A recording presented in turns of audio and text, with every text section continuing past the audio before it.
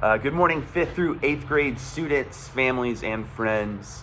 Thank you for joining us this morning for another Devo. So excited to connect with you guys online every day at 10 and 2.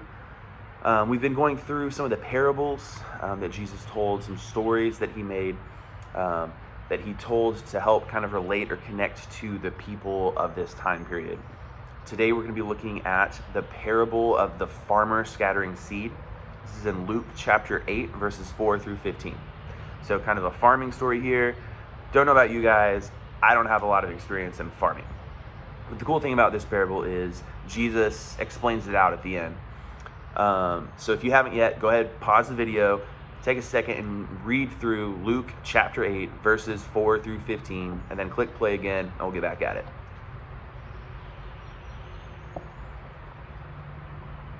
All right.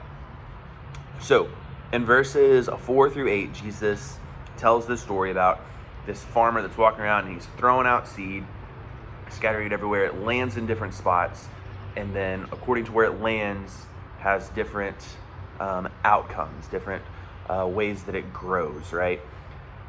So in verse 9, the disciples are like, yeah, we don't get it. Can you explain this to us? And in verses 11 through 15, Jesus explains it. He explains what each seed represents and how they can relate to it. So as we're reading this, we have to be thinking, okay, which seed am I right now? Which seed am I connecting with, right? And so we've got the seeds that fell on the footpath that says represent those who hear the message only to have the devil come and take it away from their hearts and prevent them from believing and being saved. So this is, if this is you hear the message of Jesus, but just totally reject it. Like, I don't want anything to do with that. That doesn't make sense. That's not true. I don't want it. And so you don't. You're not a believer. You don't believe in Jesus. And then we've got some seeds that fell on the rocky soil that represent those who hear the message and receive it with joy.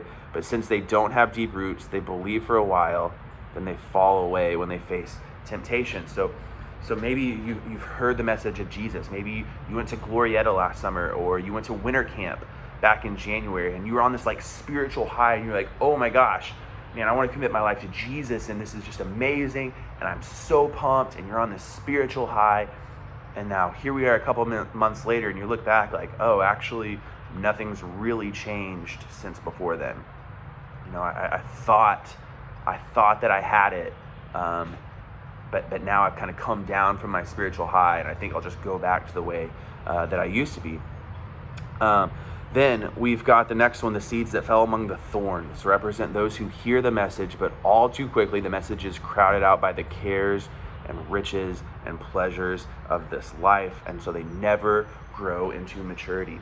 So maybe you understand the story of Jesus, you believe in the story of Jesus, and you really want to have this connection and this relationship with him, but just the busyness of life and the pressures of school, and then the fear of not being popular, they all just come in and crowd it out to where it just makes it to where you don't connect with God, and you don't have time, or you're too scared, too fearful, and so you never grow into full maturity. And then the last one, the seeds that fell on the good soil, represent honest, good-hearted people who hear God's word, cling to it, and patiently produce a huge harvest. Like, maybe this is you. Maybe you've heard the message of Jesus. It's changed your life, and he's using you in great ways right now, and that's awesome.